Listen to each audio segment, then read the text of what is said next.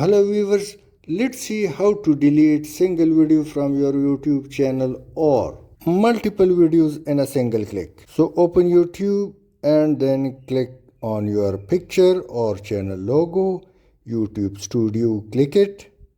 Now come to content and now shorts and longer videos are available, so let me click videos. Now scroll down and open this box. Let's select 50 to see many videos on single page.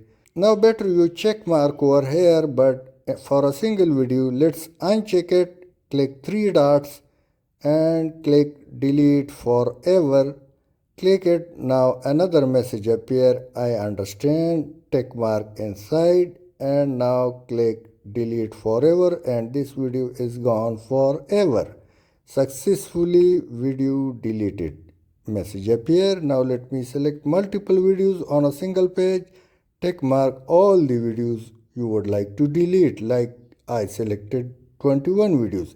And now click the arrow, more action, delete forever, and now again tick mark, I understand, delete forever, and it's under process. It will take a little time and you will shortly see 21 video has been deleted. So through this way you can remove unwanted videos from your channel, either monetize or not monetize. Thanks for watching.